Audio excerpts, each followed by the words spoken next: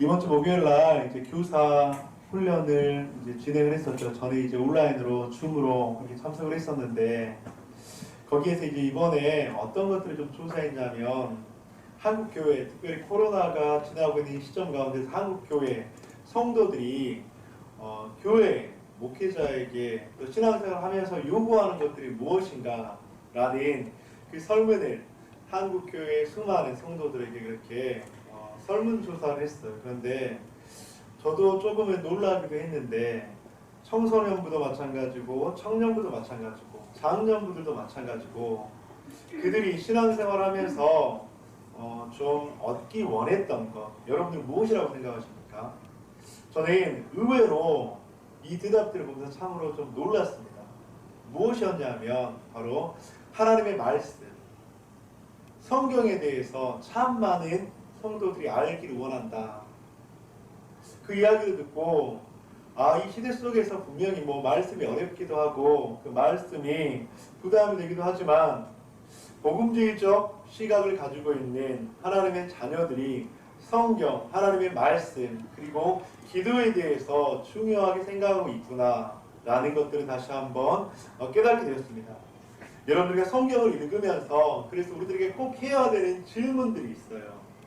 하나님의 말씀을 보면서 여러분들 왜 이 말씀 가운데 이런 구절들이 쓰여졌을까? 라고 하는 질문들을 해보셔야 된다고 하는 거예요. 말씀을 읽을 때 그냥 그렇구나 라가 아니라 말씀을 읽을 때 왜 저자는 이 말씀을 썼을까? 라고 하는 질문을 할 때 우리는 더 깊은 신앙의 모습 가운데 나아갈 수 있다고 하는 것이죠. 오늘 말씀 준비하면서 저는 두 가지 질문을 저에게 해보았습니다. 여러분. 오늘 말씀을 준비하는 설교자의 입장에서 두 가지 질문을 해보았는데 첫 번째로는 왜 왕이 지정한 음식과 포도주를 오늘 본문 가운데서는 먹게 했을까? 여러분들 우리가 너무나도 잘 알고 있는 내용이죠. 왜 왕이 지정한 음식과 포도주를 다니엘과 세 친구들에게 먹고 마시게 했을까? 오늘 본문의 5절입니다.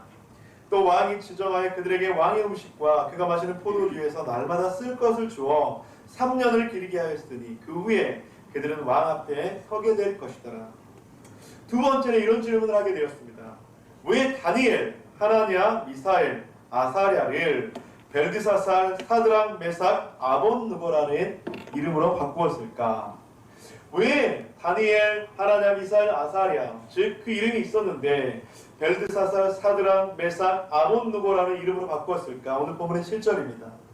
환관장이 그들의 이름을 고쳐 다니엘은 벨드사살이라 하고 하나냐는 사드락이라 하고 미사엘은 메삭이라 하고 아사랴는 아벤느고라 하였더라. 여러분들 이 두 가지 질문은요 오늘 하나님의 말씀을 우리가 이해하는 데 굉장히 중요한 역할을 하고 있습니다. 여러분 성경을 읽을 때 왜 이렇게 했을까? 왜 이렇게 했을까? 지금 다니엘과 세 친구들은 어떤 역사적 배경 가운데 놓여 있냐면 오늘 본문의 1절인데 유다 왕 여호야김이 다스린 지 3년이 되는 해에 바벨론 왕 느부갓네살이 예루살렘에 이르러 성을 에워쌌더니 여러분들 이스라엘 남유다의 왕 여호야김은요 여러분 BC 609년부터 BC 598년까지 그렇게 남유다의 왕으로 다스렸어요. 여러분 BC는 앞으로 간다고요? 뒤로 간다고요? BC는 609년이 먼저예요? 598년이 먼저예요? 500. 아니 609년이 먼저죠. 그리고 598년은 우리하고 더 가까운 시기고 여러분들. 그래서 609년에 이제 여호야김이 다스렸는데 여호야김이라는 왕이 다스렸는데 여호야김이 다스린 지 3년이 되는 해 3년이 지났으니까 609년에서 3년을 빼면 606년 605년이 되는 거예요. 그러니까 오늘 이 본문의 시점은 605년 정도 되는 시점입니다. BC 605년. 근데 여러분들 이제 유다가 바벨론에 의해서 멸망을 당했는데 BC 586년에 멸망을 당했어요. 여호야김이 609년에 왕으로 있었고 598년까지 이제 유다를 다스렸는데 더 지나서 586년에 이제 남유다가 바벨론에서 멸망을 당한 것이죠. 그런데 여러분들 여호와김이 다스린 지 3년이 되는 해. 그런데 남유다는 바벨론에 의해서 한 번의 멸망이 된 게 아니었어요. 여러분들 전쟁을 하다 보면 한 번의 멸망을 당합니까? 아니면 수많은 전쟁 가운데 그렇게 한 나라가 망하게 됩니까? 물론 단번에 그렇게 나라가 망하게 되는 경우도 있지만 지금 러시아와 우크라이나 전쟁을 보더라도 참 시간이 길잖아요. 이제 그런 것처럼 1차 공격, 2차 공격, 3차 공격 그런 공격들이 있었다고 하는 거예요. 그런데 오늘 본문은 바로 1차 공격의 시점입니다. 1차 공격 가운데 바벨론이 예루살렘을 에워싸고 이때 1차 포로가 바벨론으로 잡혀가게 됩니다. 그런데 그 포로 가운데 누가 있었다고요? 다니엘과 세 친구들이 있었다고 하는 거예요. 여러분들 지난 2주 전에 제가 에레미야를 말씀을 전할 때 바벨론이 남유다를 그렇게 포로화 시키면서 어떤 정책을 폈다고 했습니까? 강경 정책을 썼다고 했습니까? 아니면 완화 정책을 썼다고 했습니까? 완화 정책을 썼다고 이렇게 이야기했잖아요. 그래서 자신들이 지정해준 어느 한 곳에서 너희들이 집도 짓고 밭도 갈고 그리고 자녀도 많이 낳아서 번성해라. 이제 그렇게 바벨론인 남유다에게 완화 정책을 썼다고 하는 거예요. 그런데 이 완화 정책과 함께 남유다의 포로들에게 했던 또 한 가지 정책이 있었는데 그것은 무엇이냐면 바로 민족 말살 정책이라고 그렇게 이해하면 될 것 같습니다. 하나님의 백성이라는 하나님의 자녀라고 하는 그 정체성을 말살시키기 위해서 여러분 오늘 본문 가운데서 이 중요한 두 가지 질문이 바로 그것과 관계가 된다고 하는 것이에요. 여러분들 요즘에 한류 열풍이라고 들어보셨죠? 한류 열풍, K-팝, K-컨텐츠, 뭐 K-푸드, K-스포츠 이런 말들 들어보셨죠, 여러분들? 여러분 지난주 언론이 뜨겁게 했던, 진짜로 뜨겁게 했던 프라임타임의 미국 프라임타임의 에이미상을 우리나라 오징어 게임이 감독상을 비롯해서 나무주연상까지 그렇게 받게 되었습니다. 여러분 이건 굉장히 대단한 일이에요. 아시아 국적을 가진 그런 사람이 미국의 안방 드라마에서 나무주연상을 탄 건 최초라고 해요. 그만큼 한국 K-컨텐츠의 그 위상이 높아졌다고 해도 과언이 아니라고 하는 것이죠. 그리고 타 문화권의 언어로 미국 안방 드라마에서 방영을 했는데 이렇게 상을 탄 것도 최초라고 합니다. 그래서 저는 그 기사들 보면서 참 자부심도 생기고 애국심도 생겼는데 그 나무주연상을 탔던 이정재 인터뷰 가운데 굉장히 큰 감동이 있었습니다. 그 이정재 씨가 수상을 하고 난 후에 그 수상 소감문 가운데 이런 내용이 있었어요. 한국말로 소감을 전하고 싶었다. 대한민국 관객 여러분께 항상 감사하다. 그리고 계속 이제 이야기를 했었는데 그 수상 소감을 할 때 한국말로 그렇게 이야기를 했습니다. 여러분들 이정재 씨가 한국말로 소감을 했었고 전하고 싶었다는 이 이야기를 듣고 큰 감동이 되었습니다. 큰 감동이 되었습니다. 여러분 감동이 되지 않으세요? 정말 애국심, 좀 자부심이 생기지 않습니까? 되려 많은 배우들이 이제 외국에서 이제 혹시라도 상을 타게 되면 이제 어설픈 영어들을 어떻게 해서라든지 이제 영어로 막 이제 수상 소감들을 막 이야기하잖아요. 근데 그게 잘못됐다는 이야기는 아니지만 여러분들 자신만의 언어로 한국말로 소감을 전하고 싶었다. 여러분들 이것은 자신의 대한민국 국민인 것에 대해서 자부심을 가지고 있고 자랑하는 것이 아니겠습니까? 그 나라의 민족의 정체성을 그렇게 이야기하는 것이 아니겠습니까? 그런데 여러분들 오늘 본문의 바벨론은 하나님의 백성이라고 하는 이스라엘 남유다의 그 정체성을 말살하려고 그들의 언어를 바꾸려 했다고 하는 거예요. 그들의 이름을 바꾸려 했다고 하는 것입니다. 여러분들 언어를 지배하는 사람이 그 사람을 지배한다라는 말이 있어요. 언어를 지배하는 사람이 그 나라를 지배할 수 있다. 오늘 본문의 7절 환관장이 그들의 이름을 고쳐 다니엘은 벨드사살이라 하고 하나냐는 사드락이라 하고 미사엘은 메삭이라 하고 아사랴는 아벳느고라 하였더라. 여러분들 국어, 자기 나라의 그 언어는 민족의 정체성을 의미합니다. 너의 뿌리는 어디인가? 여러분 이름은 무엇을 의미하는 것이죠? 그 사람의 정체성을 의미하는 것입니다. 그래서 여러분들 일본도 우리나라를 제국화, 식민지화 시키기 위해서 여러분들 일본이 우리나라에게 했던 그 정책 가운데 하나가 뭐가 있죠? 이름을 어떻게 하는 거? 창시 개명하는 거. 여러분 그냥 창시 개명한 게 아니잖아요. 우리나라의 민족의 정체성을 무너뜨리기 위해서 일본이 선택한 방법이거든요. 여러분. 굉장히 지능적인 방법입니다. 그뿐만 아니라 일본의 언어를 우리나라 가운데 굉장히 많이 대중화를 시켰습니다. 근데 그 언어임이 얼마나 무섭냐 하면 그렇게 시간이 흘렀는데도 우리도 모르게 지금도 그 언어를 사용하고 있다고 하는 거예요. 제가 그 언어를 좀 지금도 사용하고 있는 언어를 찾아봤는데 여러분들 잘 보세요. 권색이라고 하는 게 여러분들 일본어인 거 모르셨죠? 여러분 기스났다, 흠났다, 상처날 때 이것도 일본어예요. 노가다, 노동자, 다대기. 여러분이 식당에서 양념할 때 다대기라고 하잖아요. 이렇게 다진 양념의 일본말입니다. 단도리하다, 준비시키다, 간속시키다. 여러분들 저 이거 참 재밌었는데 땡깡이란 말 아시죠? 땡깡이란 말이 일본말이에요. 여러분 생떼를 쓰다, 행패를 부리다. 그 다음에 땡땡이란 말도 쓰잖아요. 근데 땡땡이가 물방울 분. 여러분 똥똥이라는 말 자주 쓰죠. 본전이다, 마호병엔 보온병, 못지는 찹쌀떡, 뿜빠이하다, 분배하다, 야끼만두, 군만두, 에리를 세우다. 이게 옷깃이라는 말이죠.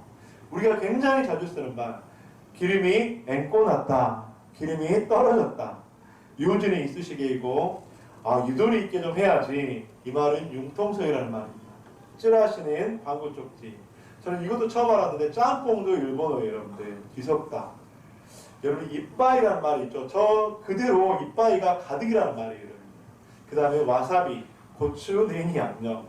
이것뿐만 아니라 여러분들 우리의 그 언어 속에서 남아있는 그 일제의 잔재가 너무나도 많이 있는데 일본이 왜 그런 정책을 썼냐면 우리나라의 민족, 언어, 정체성을 말살시키기 위해서 일본은 바로 그 언어를 정복하려고 했다고 하는 거예요. 그런데 오늘 본문에서 바벨론이 이스라엘, 유다의 그 언어를 정복하면서 이스라엘의 민족성, 정체성, 하나님 나라의 백성이라는 것들을 말살시키고 있다고 하는 것입니다. 여러분.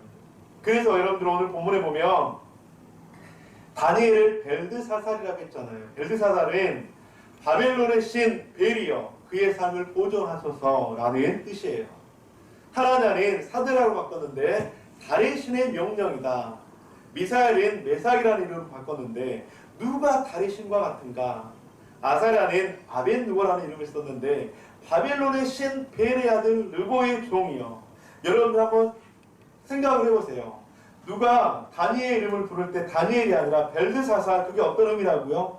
바벨론의 신 베리어 그의 삶을 보존하소서. 다니엘 이름을 부를 때마다 바벨론의 신 베리어 그의 삶을 보존하소서, 바벨론의 신 베리어 그의 삶을 보존하소서. 달의 신의 명령이다. 누가 달의 신과 같은가? 바벨론의 신은 벨의 아들 르보의 종이요. 이름을 부를 때마다 여러분들 그들의 정체성이 사라지고 이름을 부를 때마다 하나님의 백성, 하나님의 자녀라고 하는 그들의 정체성이 사라지게 되었다고 하는 것이죠. 여러분들 이처럼 바벨론인 이스라엘의 그 정체성, 하나님의 백성이라는 그 정체성을 여러분들 사라지게 하기 위해서 이런 언어를 지배하고 정복하기 시작했습니다. 또한 바벨론인 남유다를 여러분들 점령하기 위해서 이름 언어와 또 다른 방법으로 그들의 문화를 점령하려고 하는데 바로 음식의 문화였습니다. 왕이 지정한 음식과 포도주를 마시고 3년을 기르게 하고 왕 앞에 서게 될 것이다. 여러분들 그런데 왜 음식일까요? 왜 왕이 지정한 음식을 3년이나 먹고 마시게 했을까요? 여러분 이 질문에 대답하기 위해서는 유대인의 음식 문화를 우리가 좀 알 수 있어야 합니다. 여러분 음식은 그 나라의 어쩌면 문화를 이야기하고 음식은 그 나라의 정체성을 의미합니다. 여러분 우리나라 하면 뭐가 있죠? 김치. 여러분 우리나라는 몰라도 김치 때문에 우리나라를 알게 되는 경우가 굉장히 많아요. 여러분들. 불고기 하면 한국의 불고기. 여러분 이처럼 음식은 그 나라의 정체성을 의미하는데 여러분 유대문화는 유대민족은 그 음식으로서 그 나라의 신앙, 그 나라의 문화를 결정하는 중요한 역할을 한다고 하는 거예요. 그래서 유대인들은 어떠한 특별한 상황이 오면 음식을 제한하고 금욕적인 습관을 갖기도 했습니다. 그리고 이스라엘의 문헌들을 살펴보면 마카비 추종자들은 광야로 가서 산에서 자신의 몸을 더럽히지 않기 위해서 여러분들 오직 풀을 음식으로 삼아서 생명을 연장하는 경우도 허다했습니다. 또한 돼지고기는 혐오스럽고 그리고 부정한 음식의 대명사로 여겼죠. 우리가 구약 성경의 레위기만 보아도 너무나도 잘 알 수 있습니다. 그리고 이집트에 살았던 유대인 디아스포라들은 여러분들 고기와 포도주를 먹지 않고 소금이 들어간 빵과 물만 마셨다는 문헌들도 있습니다. 또 그뿐만이 아닙니다. 로마에 수감된 예루살렘 출신의 제사장들은 단지 무화과 열매와 포도 열매만 먹었다고 합니다. 또 그뿐만이 아닙니다. 예루살렘 성전이 파괴된 이후에 유대인 공동체는 참회하는 심정으로 육식을 하지 않고 포도주를 마시지 않고 포도주가 악의 근원이라기까지 여기까지 했습니다. 여러분들, 그런데 바벨론 왕이 지정한 식탁은 어떤 식탁이었을까요? 여러분, 비성경적 식탁이었겠죠. 우상의 제물 앞에 드려진 음식이었겠죠. 그런데 여러분들, 이 음식을 하루에 3끼, 그것도 3년 동안 먹으면 어떻게 될까요? 여러분들이 이 음식을 3년이 아니라 3개월만 먹어도 이스라엘 백성의 정체성은 사라지게 될 거예요. 그래서 바벨론은 이스라엘의 이 유다인들에게, 특별히 바벨론과 세 친구들에게 그들의 언어를 정복하려고 했고 그들의 문화를 정복하려고 했다고 하는 것입니다. 언어와 이름과 음식 문화, 이것은 하나님의 자녀라는 거룩한 성도의 정체성이었습니다. 그런데 이것을 뿌리채 뽑아 흔들려고 하는 바벨론의 고대의 전략이요, 사단의 전략이라고 하는 거예요. 저는 이 두 가지 질문에 대한 좀 답을 찾아보면서 좀 두려운 생각이 들었습니다. 그리고 좀 무서웠어요. 왜냐하면 사단이 바벨론의 전략을 가지고 우리 성도님들을 무너뜨리려고 접근한다면 어떻게 될까라는 생각을 하게 됐거든요. 그러면서 우리 더부드교회 성도님들을 우리는, 나와 우리 여러분들을 포함해서 우리는 어떻게 하나님 나라의 백성이라는 정체성을 지킬 수 있을까라고 하는 질문을 해보았습니다. 바벨론이 그랬던 것처럼 하나님의 자녀를, 교회를 무너뜨리려는 세력들은 교회의 무엇을, 성도의 무엇을 빼앗으려고 할까? 눈에 보이지 않게 무엇을 야금야금 집어삼키려고 할까? 그런 생각들을 해보았습니다. 성도님들, 한번 생각을 해보세요. 바벨론과 같은 세상 속에서 어둠의 세력들은 나에게 있어서 무엇을 빼앗으려고 할까요? 나에게 어떤 성도됨을 빼앗으려고 할까? 그것은 근데 성도님들마다 다 다르다고 저는 생각합니다. 어떤 사람들은 하나님의 가치와 그리고 하나님의 그 문화를 빼앗아 가려고 할 거예요. 또 어떤 사람들에게는 시간을, 물질을, 헌신을, 열정을, 그리고 하나님 안에서의 그 순수함을 빼앗아 가려고 할 거예요. 또 다른 사람들에게는 하나님과의 관계를 빼앗아 가기 위해서 예배의 소중함, 기도의 소중함을 빼앗아 가려고 할 거예요. 또 다른 사람들에게는 여러분들 교회의 질서와 권위를 무너뜨리고 빼앗아 가려고 할 거예요.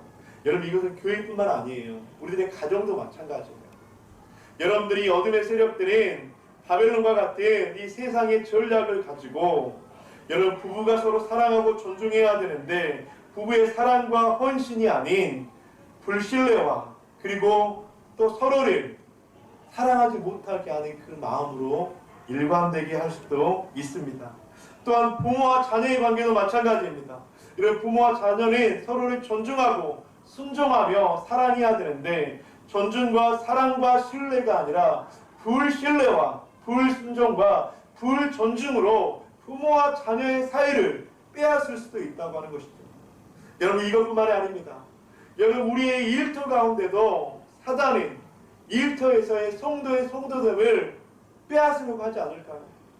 하나님께서 우리들에게 주신 일터, 직장, 그 사업장에서 성도의 성도담을 빼앗으려고 하지 않을까요?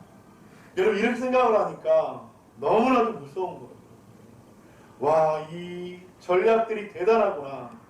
이 바벨론이 이 남유다를 무너뜨리려고 하는 전략들은 총칼을 들고 하는 것이 아니구나. 총칼을 들고 하는 것이 아니라 그들도 모르게 개구리가 미지근한 물을 계속 그렇게 미지근한 물 속에 있을 때 자기도 모르게 죽어가는 것처럼 이렇게 세상에서 바벨론과 같은 전략으로 하나님의 백성을, 하나님의 가정을, 하나님의 교회를 무너뜨리려고 한다면 우리는 다 넘어질 수밖에 없겠구나 하는 생각을 하면서 너무나도 두려운 생각이 들었습니다. 우리는 바벨론의 포로처럼 만들기 위해서 이리 끌고 저리 끌고 다니면 어떻게 할까? 라는 그런 생각을 하면서 어떻게 하면 우리가 이 바벨론의 전략 가운데 승리할 수 있을까라는 질문을 해보았습니다. 어떻게 하면 우리도 모르게 조금씩 스며들게 하는 그 문화 속에서, 그 역사 속에서 우리가 승리할 수 있을까라고 하는 질문을 해보았는데, 오늘 본문에서 다니엘이 그 질문에 대한 너무나도 명쾌한 답을 주고 있습니다. 오늘 본문의 9절입니다. 우리 함께 읽어보도록 하겠습니다. 시작!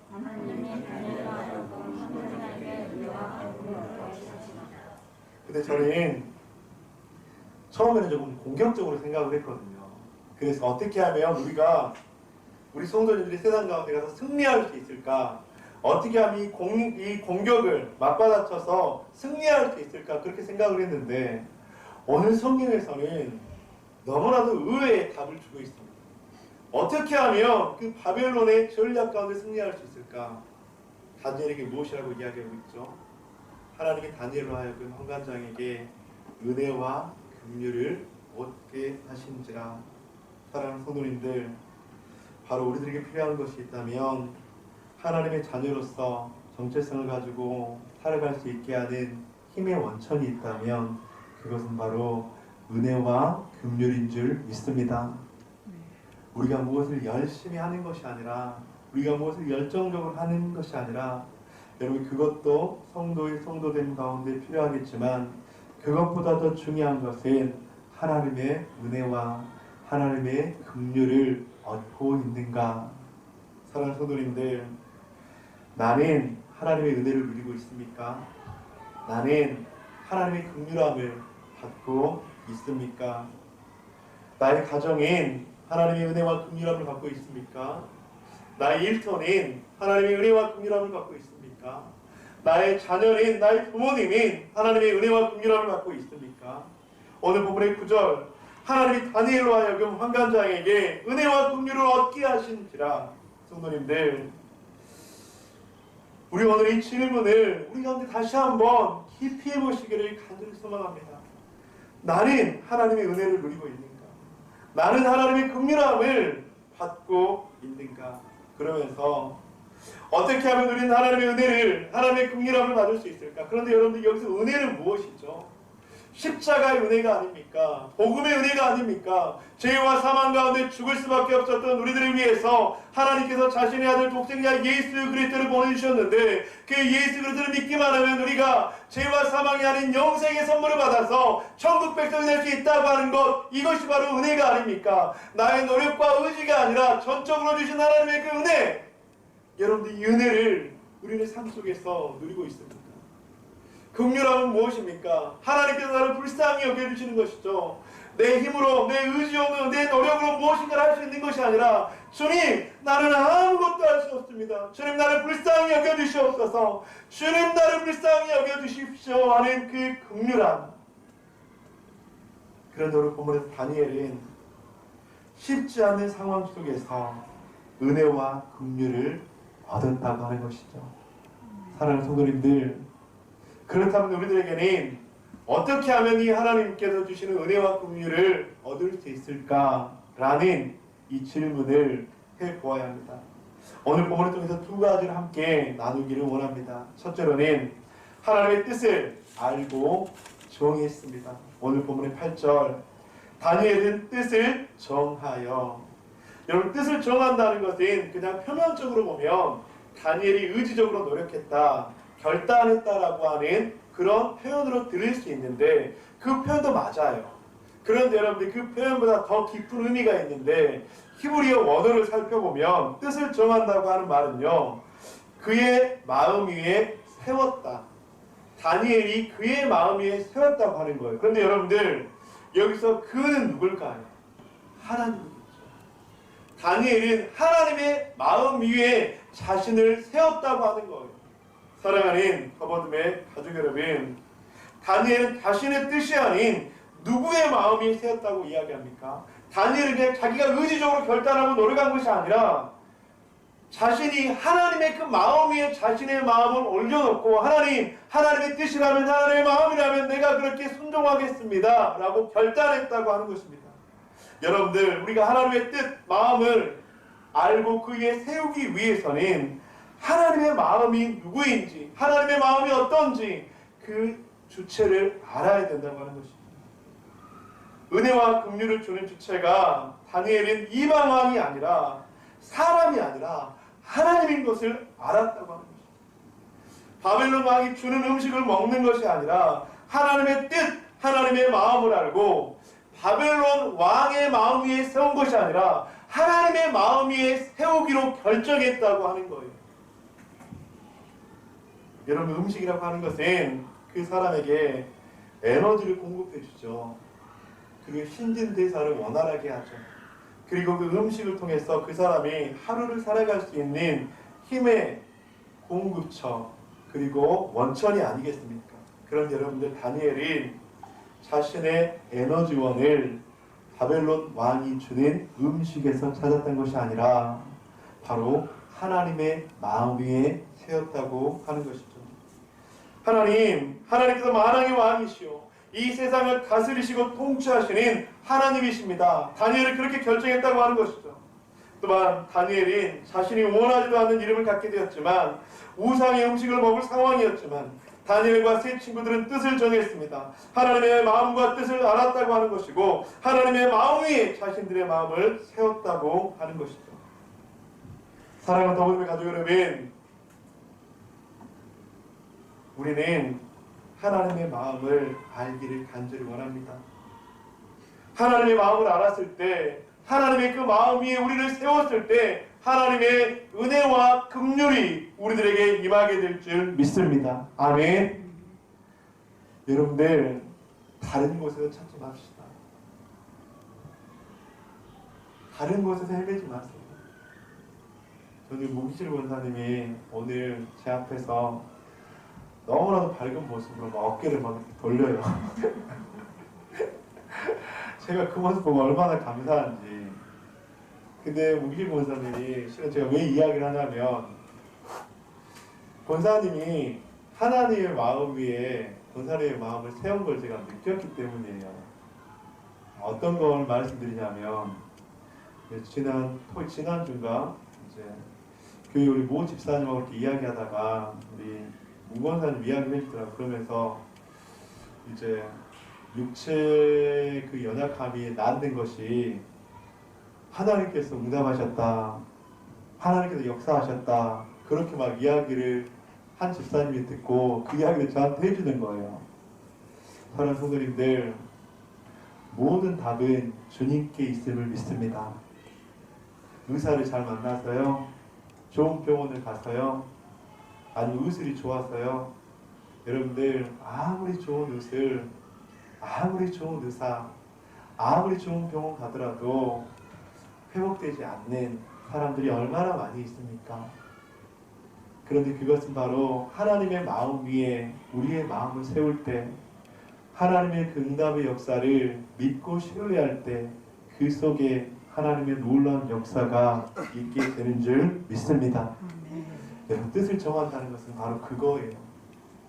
뜻을 정한다는 하는 것은 하나님의 마음을 알아서 그 마음 위에 나의 마음을 세우겠다는 거예요.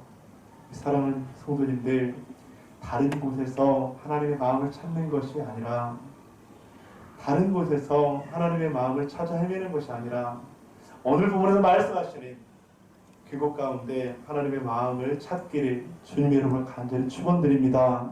아멘. 두 번째로, 어떻게 하면 긍휼과 은혜를 받을 수 있을까? 다니엘이 자신을 더럽히지 않는 의지적 결단과 실천을 했습니다. 오늘 본문의 8절, 왕의 음식과 그가 마시는 포도주로 자기를 더럽히지 아니하리라 하고 자기를 더럽히지 아니하도록 환관장에게 구하니. 여러분들, 하나님의 뜻을 안 다니엘은 이제 무엇을 했습니까? 음식과 포도주로 더럽히지 않도록 결단을 했습니다. 더럽히지 아니하도록 환관장에게 구했습니다.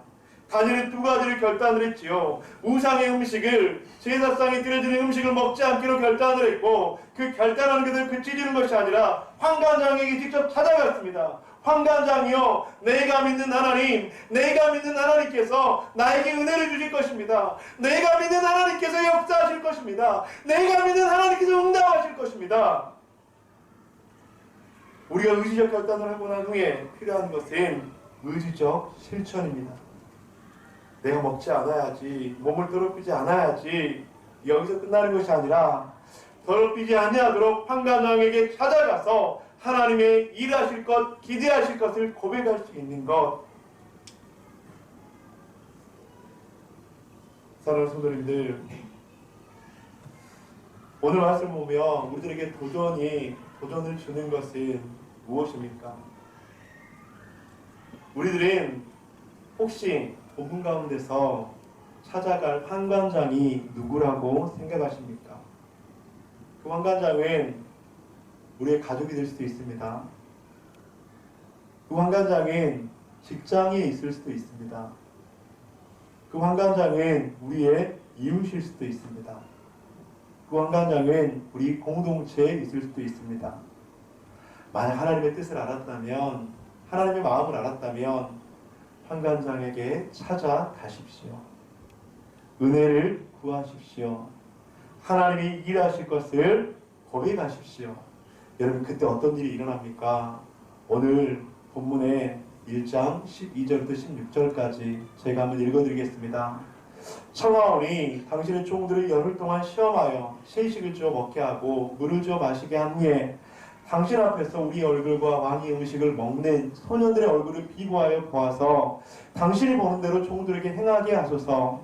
그가 그들의 말을 따라 열흘 동안 시험하더니 열흘 후에 그들의 얼굴이 더욱 아름답고 살이 더욱 윤택하여 왕의 음식을 먹는 다른 소년들보다 더 좋아 보인지라. 그리하여 감독하는 자가 그들에게 지정된 음식과 마실 포도들을 제하고 세식을 주니라. 아멘. 여러분들, 우리들이 찾아갈 환관장은 누가 있습니까? 만약 그 환관장에게 찾아가서 하나님의 일하실, 하나님의 역사하심을 고백해 보십시오. 여러분들, 그때 하나님의 역사가 일어나는 것이에요. 그때 하나님의 은혜와 긍휼을 우리 가운데 임하는 것이에요. 여러분들, 그렇게 의지적으로 결단하고 주님을 신뢰하고 나아가 고백할 때, 선포할 때, 그때 하나님의 역사가 일어나는 것이에요. 여러분들, 방금 읽은 말씀을 잘 보면 14절을 보면 여러분들 시험하더니 라고 이야기를 하고 있죠. 여러분, 하나님의 역사가 이루어지기 위해서는 이 시험이라고 하는 것은 분명히 있어야 돼요. 시험이 없는 결과는 없습니다. 시험이 없는 결과는 없습니다. 사랑하는 성도님들, 그런데 우리는 그 시험이 너무나도 두려워서 환관장에게 찾아가지 못할 때가 많지 않습니까? 그 시험이 너무나도 두려워서 환관장에게 이야기하지 못할 때가 많지 않습니까? 그런데 여러분들, 우리 하나님은 살아계신 하나님이신 줄 믿습니다. 다니엘에게 은혜와 긍휼을 베풀어 주신 분인 줄 믿습니다. 다니엘의 얼굴을 왕의 진미와 왕의 포도주를 먹은 그 신하들보다 더욱더 윤택하게 하고 더욱더 건강하게 하신 분이 우리 하나님이신 줄 믿습니다. 사랑하는 성도님들, 그 하나님을 신뢰하는 이번 한 주가 되시기를 주님의 이름으로 간절히 축복합니다. 그 하나님을 신뢰함으로 이번 한 주를 살아가며 그 하나님의 은혜와 긍휼을 받는 저와 여러분들 되시기를 주님의 이름으로 간절히 축복합니다. 은혜와 긍휼을 받기 위해서 다니엘이 했던 두 가지, 하나님의 뜻을 알고 정했습니다. 자신을 더럽히지 않는 의지적 결단과 실천을 했습니다. 이런 우리 성도님들이 되시기를 주님의 이름으로 간절히 축원드립니다.